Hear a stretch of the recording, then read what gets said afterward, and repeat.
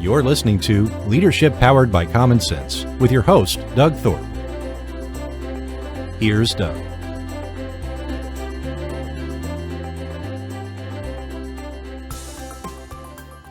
Well, greetings, everyone. This is Doug Thorpe, and you're listening to another episode of Leadership Powered by Common Sense. We're the show where we try to take things that business leaders and thought leaders of the day may need to be struggling with, and we try to break them down into good, common sense, bite-sized nuggets that you can use. And today, I'm very excited. My guest is an expert in the world of AI.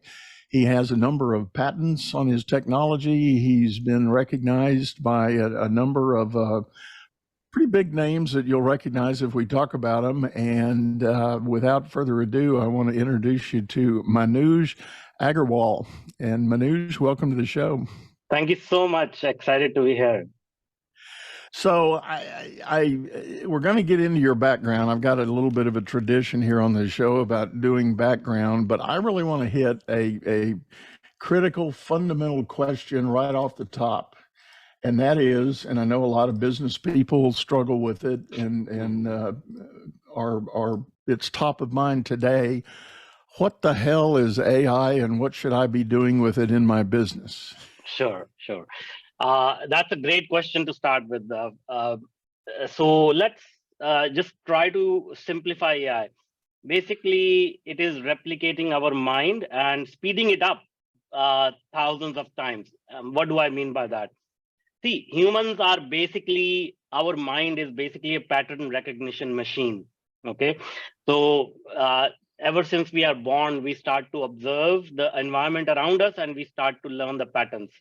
So let's say a 5-year-old kid touches a hot stove. That kid only needs to touch the hot stove once and his mind will learn that, okay, this is not a good idea. Don't do it next time, right? That is, we call it intelligence. Now we put that kid in the middle of Antarctica. It's really cold, it's snowing, and wind is blowing. The kid is wearing heat-resistant gloves. And now in that environment, the kid touches the hot stove, it will actually feel pleasant, not hot. And even at 5 years old, his mind will learn, there are multiple variables in this situation. So if the environment is right, it may be okay to touch the hot stove. Now his intelligence has gathered more data, more variables, and he's becoming more intelligent now, right? Now, even the most intelligent people can learn patterns where there are 10, maybe 9 to 10 variables involved. And we can, through experience, we can learn, okay, what is happening in this situation. But if there are complex problems like find cure for cancer, find a solution for climate change, predict the weather for the next 14 days, these problems have millions and millions of parameters involved, right? So our human mind is not capable of learning, okay, what is happening. We get confused. But machines are capable of ingesting billions and billions of parameters and learning and finding very minute patterns in that data. So now you can hopefully imagine it's basically just like the car helps us move faster. The crane helps us lift heavier weights. AI helps us think faster and more accurately by learning all this data. Make sense? It does, and thank you for that picture of it. It really does help, and I think the whole key there is this concept of pattern recognition for the outcome we might be searching for. And in the business world, I think a lot of the basics in terms of running a successful business, it doesn't matter what industry you're in because that drives your product or your service, but the fundamentals of the business, and there's a lot being published and spoken of why business leaders need to be learning about AI and considering the value of AI. And like I said, I know that's a That's also a very complex question. And quite honestly, for most of us human beings, it's a new level of learning we've got to figure out so that we know how it applies or whether or not it applies to what we are wanting to do. Well, actually, the key here is, so I didn't I didn't answer the second part of the question. So let's get to that, right? AI is applicable to everyone. AI is almost as important as electricity or fire. Okay, so if you can imagine your life or business without electricity, then you can imagine your life without AI. Now, the other thing is, a lot of people have this misconception that AI is coming, I have to learn it and I have to use it. But they don't realize we have been using it for almost a decade now. We are all surrounded with AI. This recording we are recording right now, the video and audio is being optimized by AI in the background, and that is why we are able to talk to each other in high def and clear sound and whatnot. If you take out your mobile phone, every little thing on that device is controlled by AI. The news you read today, everything is generated, optimized by AI.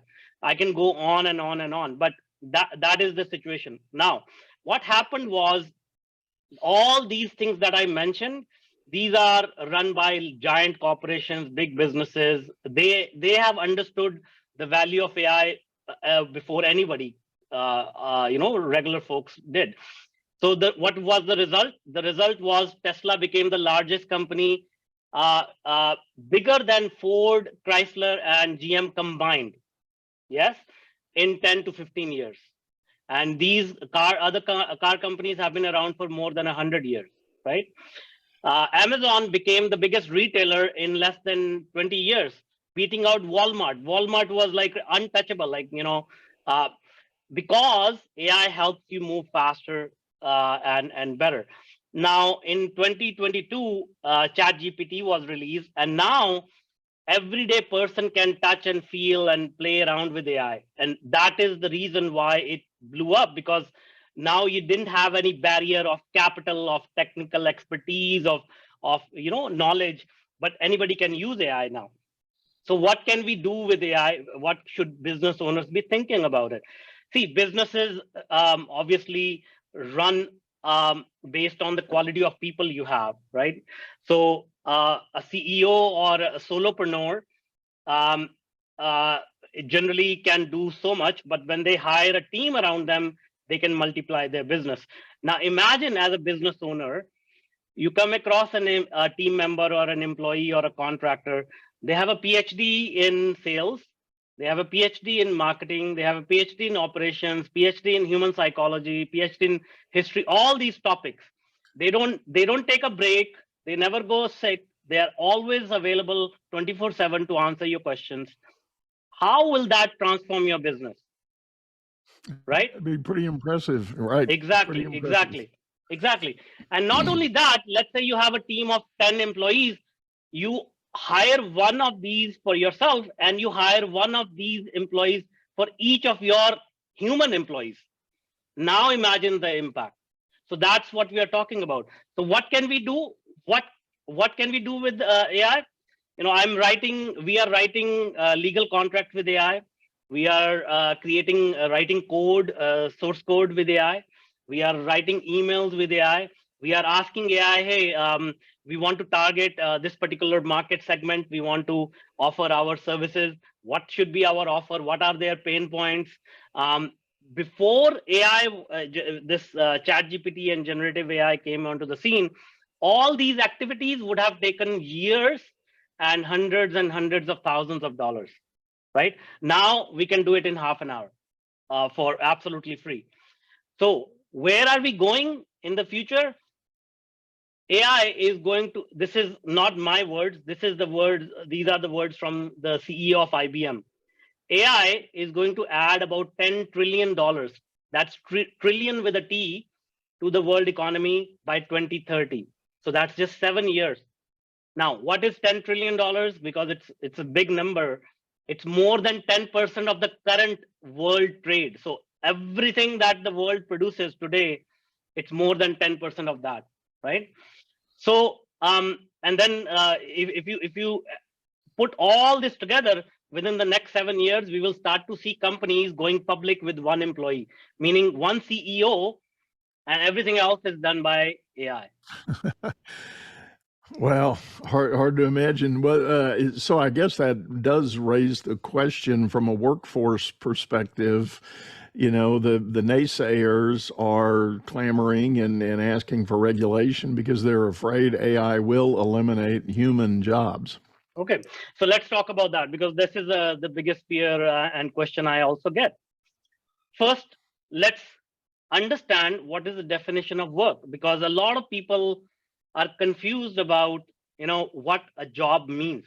Okay, so if we go back about maybe even 100 years, a job used to mean working 7 days a week in the fields for 99.9% of the population, just to put bread on the table. That's what human existence used to be, just collecting food to survive, right? And then industrialization happened, and then we got a weekend, and so on and so forth.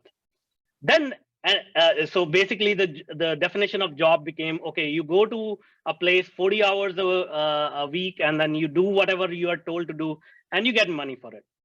Now in 2020, the whole world experienced a brand new phenomena, which is the definition of work became, you stay at home, don't do anything, I'll pay you, right? So you have to be flexible enough to understand, okay, the definition of work itself is not set in stone. So moving forward, what will happen is, I said that the opportunities are that even a single person can start a company. Why do we not look at the positive side of things, where a lot statistics are that about 75% of the employees globally are disengaged in their jobs, right? They're not happy doing what they are doing. Now I just said that AI is going to open up possibilities where you can launch public companies, with one employee, which means you should see the opportunities that are opening up. How many of those employees can now start their own business and fulfill their dreams that they have been postponing for decades? That's the opportunity. Second, as automation takes over, yes, jobs will be displaced, but not by machines, but by people who understand AI, right? So I'll give you another example of this, because our sort of as good as we are in recognizing patterns, we also forget a lot of patterns. So in 1993 is when I experienced my first time accessing the internet. Okay, 1993. And I got into the job market around 1998. Within 5 years, if I did not have an email address in 1998, I could not even apply for an entry-level job. So I cannot blame, the internet took away my job. I have to adopt the way that the world is going. I have to set up my email address. I have to create a resume. I have to send my resume through email, and that's how I got a job. Now, if you refuse to use AI and the other person is becoming 10 times more productive, of course, you are not going to be as competitive. But if you continue to stay up to date, it'll be fine. And the last point I will mention is, as automation and AI takes over, it's not like we will not have anything to do. In fact, I believe more creative things will become the realm of humans, meaning poetry, music, painting. These things have happened in history as well, because in the 15th century, there was a huge Renaissance period for hundreds of years, where painters, poets, musicians, they were at the top of the society. They were the ministers in the courts and all of that. So that's the kind of change that we are going to be seeing moving forward. I hope that makes sense. And I hope people listen to this, because if they keep giving into the fear, they're not going to be able to take advantage of this $10 trillion opportunity. I guess I'm going to round all that, and I follow what you're saying. I'm not trying to dispel it, but there is a voice in the back of my head. I've got a colleague friend that is a very accomplished CEO. He's worked in the venture capital realm for decades, and he's been one of those turnaround guys that the VCs always look for. But his focus has been on the very, I'll call it heavy industry, manufacturing, mining, really tangible. If you don't make it or mine it, you're not providing good to society as far as he's concerned. And in fact, he used to challenge me as an old banker. He said, when we'd get to talking about my banking experience, he said, "You didn't have a job. Banks don't do anything. Banks don't provide any service whatsoever." I said, "Oh yeah, what about the money movement?" And he said, "We can do that ourselves. We don't need a bank to do that." So we have this friendly spirited debate, but the point being, the question that comes to mind is this idea when anything is technology based, there's a clamor to challengers, by some anyway, what's going to happen to the farming, the mining, the manufacturing, the essentials that have always supported our economies. In other words, how many retailers or how many thought leaders do we need on the internet to sustain either a national or even a global economy? At some point, somebody's got to build buildings. They have to produce the energy we all need in whatever form you choose. There's an element there that seems like it's getting abandoned in some of this rush to AI. Okay.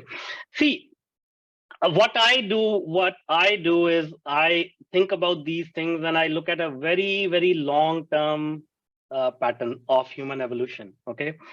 So I will say this. Human species is obviously we are the smartest species on the planet, but we are also the laziest species on the planet. Ever since the caveman walked out for hunting and gathering, he said to himself, you know what, like I've been hunting for food every day. What if I kill a large animal and I store it in my cave? I will not have to hunt for 15 days. And then he figured out, okay, how do I roll down a huge boulder down the hill and kill an elephant and eat for 15 days? And that's where the technology, this quest for technology started. That's true entrepreneurship, right? So every little thing after that has been in the pursuit of comfort and laziness. Everything, right? Can't argue with that. Yeah. Yes. So AI is no different, because the final realm of human effort is thinking. Today, we pay the big bucks to people who can think of solutions, right? The physical labor is no longer the most valuable thing. Fighting in the field or in wars is no longer the valuable thing. It's the thinking. So now we are even trying to get rid of that, because now we have invented these technologies which have an IQ of 1,000. So that's just the natural evolution that humans have adopted to make progress.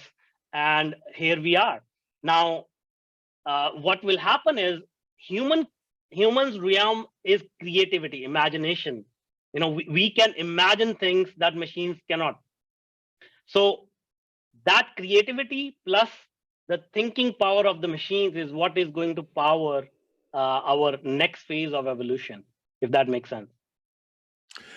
I've read some articles that do talk about all the technologists and scientists that are working on enhancing and improving AI are saying there is that element of the human creativity, and there's another word, and it's escaping me now. I don't know if it's perception or anyway, it's a very human ability that they can't come anywhere close to making the machines do. Despite all of you mentioned the millions and billions of data points that can be processed by the machine and the machine learning, there are still some elements of thought that cannot be replicated by a machine. And Exactly. that's, for some, you could call that our line of defense against the machine. Exactly. There's this whole mystified, and a lot of fiction's been developed about the man versus machine in the future, and when the robots are going to take over, and all of those kinds of thinking, or those storylines anyway. Exactly. See, this is again, one of the advantages that I have is that I meditate a lot, and I dive into some metaphysical realms to understand human consciousness. So the idea here is that people automatically start believing that as humans, if we get into a powerful situation, let's say if I get a lot of power, or I'm sitting at the top of an organization, my first order of business is to eliminate others or suppress others. That's how humans think. And we project that fear onto something like AI, and saying that, oh, if AI becomes so smart, it will not need us. And that's our fear, our own fear talking. But the fact is that the way that we are evolving, if we don't, AI is a natural progression, as I explained earlier. And the idea will be a collaboration, a fusion of human mind and artificial intelligence, rather than a competition. Business is all about solving complex problems as fast as you can create them. Become the best problem solver by leading others to greatness too. And the first step is going to DougThorpe.com. Doug Thorpe is known globally for coaching entrepreneurs and business leaders, improving their performance and the work output of everyone surrounding them. You can find health, wealth, and happiness by learning to lead others to health, wealth, and happiness. Go to DougThorpe.com now and order Doug's books or hire him to coach your managers. That's DougThorpe.com. Well, I know that the world political landscape is so incredibly volatile now, and it speaks to exactly what you just said. People get on one side or the other, and they conjure up the fear of what the other side is going to do, and that's the competition of, and once one gets in power, they want to demolish the other. And boy, do we see that in headline news every day now. And it is sad, because rather than collaborating and cooperating for the greater good, we have this very unhealthy competition. And some have written about the power of AI to persuade the masses to go one way or the other on that political debate. And what's been your experience in that front? This has been happening. So let's look at that aspect of how to persuade people, right? Propaganda is the foundation of all human movements, starting from the Roman Empire, even previously. Like, everything is based on propaganda, because propaganda is what will get you the buy-in towards what you're trying to say or accomplish, and then people join your cause, and then you run that movement. So all the monarchies in the world, they have been based in close partnership with propaganda, with newspapers, with books and whatnot, right? So, but the only difference now is that propaganda can be published and distributed at a much higher pace. So it's no different than newspapers, radio, television. That has been a part of our life. But now with AI, you can distribute the content very quickly. So we have seen that in past all the elections since 2008. Every election, starting from presidential election down to local, they leverage the power of AI. At the same time, if everybody doesn't understand AI and they don't use it, then they will be susceptible to that propaganda's, whatever the objective is. So the idea is that now the big advantage is that regular folks can understand how AI works and how content is being distributed. They have the power to choose what content they want to see. And these AI algorithms are designed to feed you the kind of stuff you want to see. So in a newspaper, you cannot say, okay, I don't like this article, don't send this to me. But with AI, or let's say you're browsing something online, you can just say, okay, I don't like this, send me something more positive.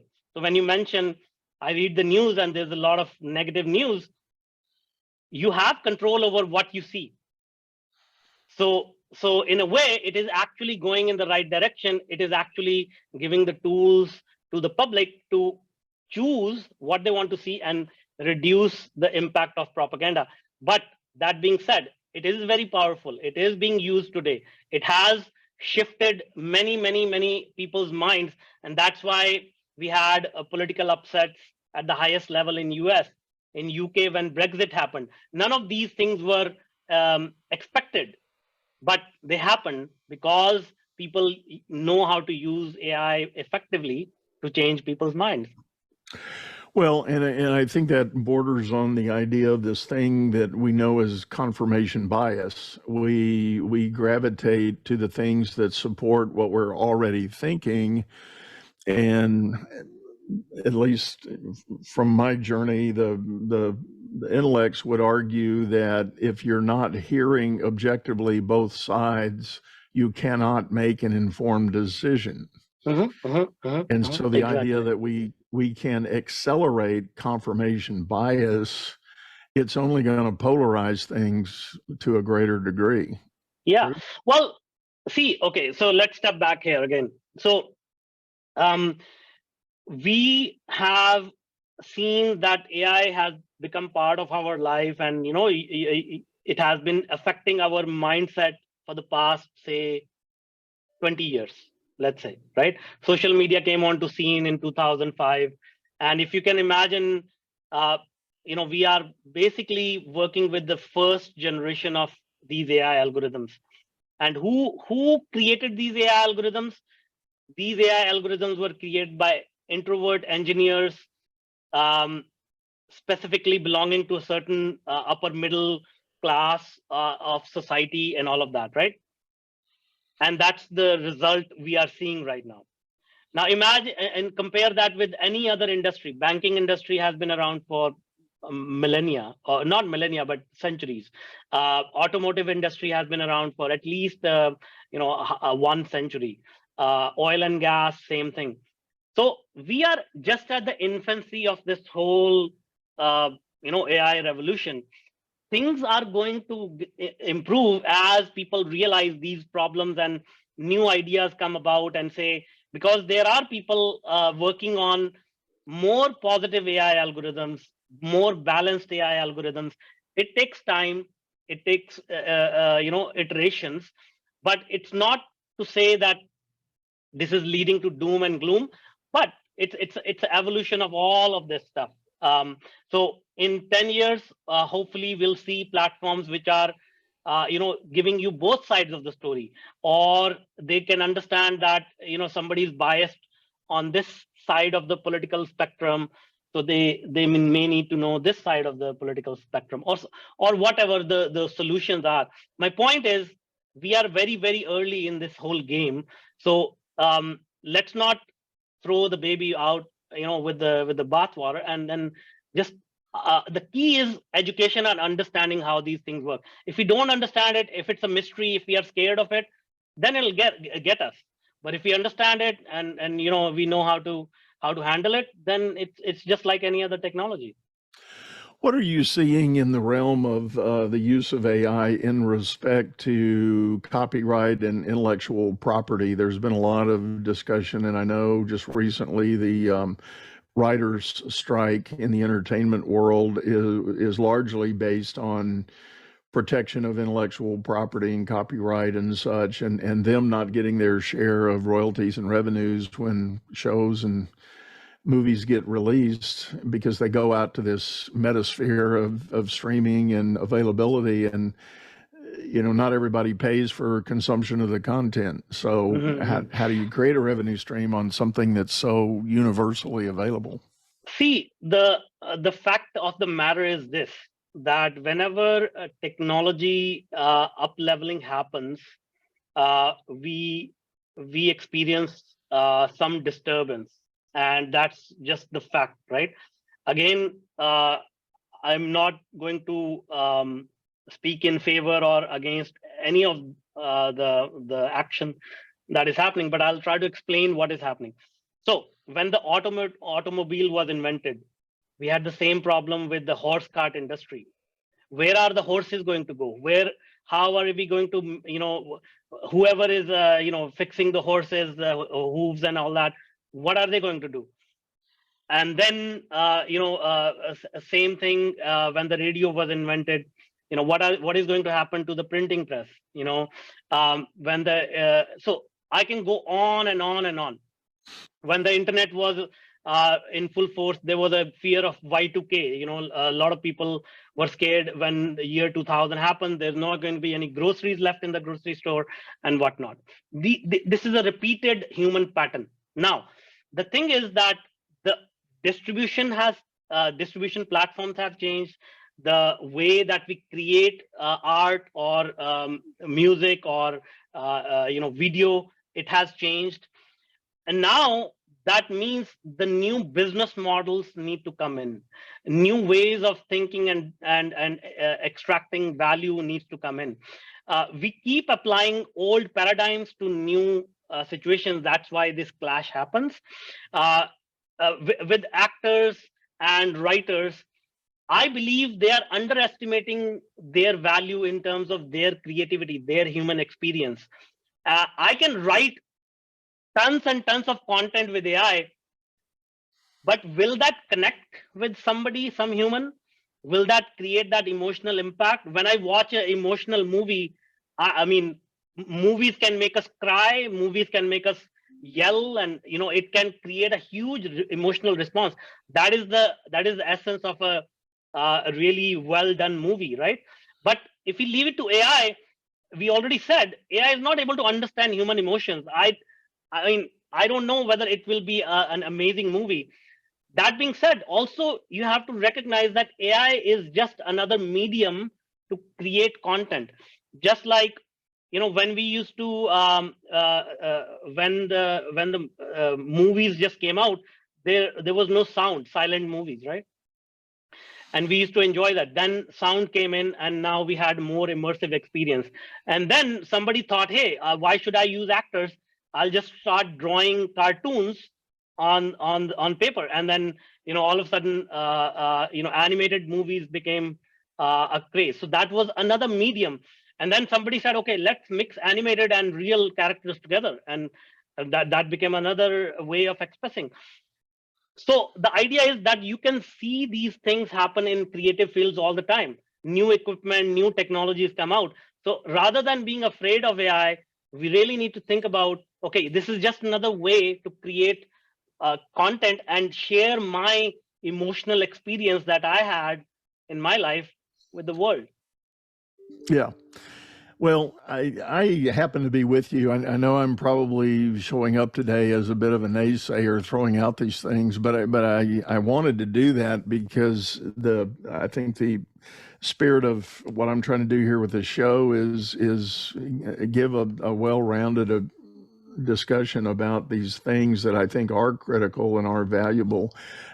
This might be a good place to reveal or admit, if people haven't figured it out yet, I've been using AI for my show production for several months now. There are some apps that are available to us podcasters that can take the recording of the audio and transcribe it, distill it, summarize it, categorize it, prioritize it, and create the show notes that used to take hours to produce manually, and now it can be done in a matter of like 10 minutes. And exactly. For the sake of, I'm not necessarily, when I publish an episode, for instance, and I put the show notes online, I'm not necessarily trying to generate that emotional response there, but I am trying to inform enough that somebody says, oh, I'm curious about that.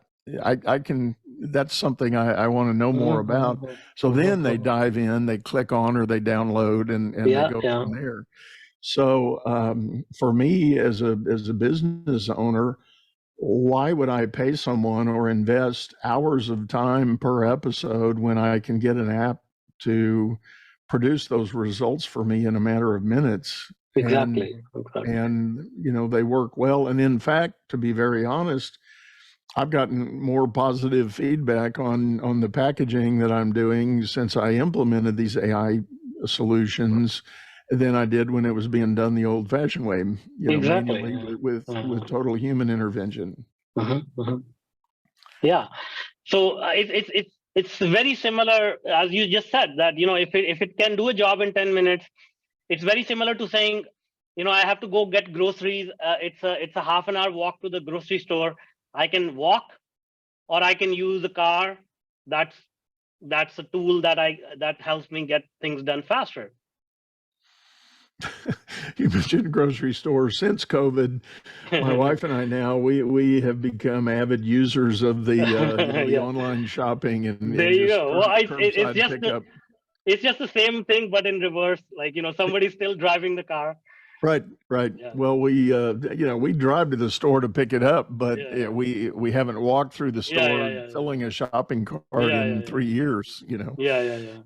And so talk about time saving, and for us Exactly. anyway, obviously it's somebody else's time to make that trek through the shelves. But well, I think this has really been helpful. What else, Manuj, have we left out that people should know about the evolution of AI?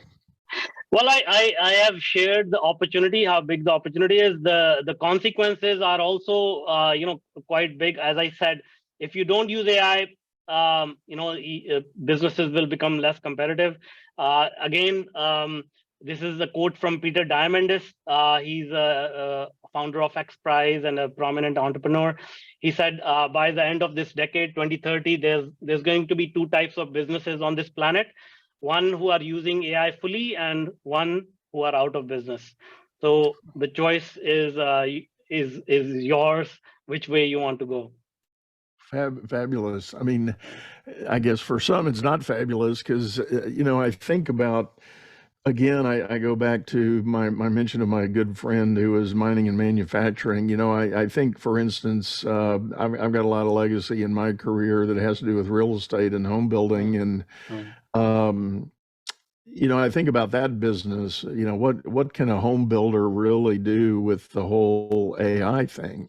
You will be surprised. You will be surprised, because just starting from the survey of the land, the building of the plan, where the sunlight is going to come from, where the wind is blowing, to robots putting the bricks together, the walls together.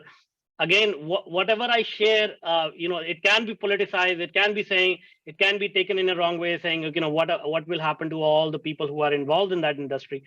But the point is that they will find better, more fruitful, more creative jobs. But what the world is today, the way that we see it in mining and manufacturing, I run a consulting company. We have developed systems for manufacturing companies where the computer can see widgets being manufactured on an assembly line, and down to millimeters or nanometer accuracy, figure out if there's a problem with that, right? At a high speed. Humans cannot do that. There is just no way to do that. So a lot of these things are being automated, and we see the results of that once we get into these companies. That being said, there's a lot of work to be done to fully start utilizing the power of these technologies.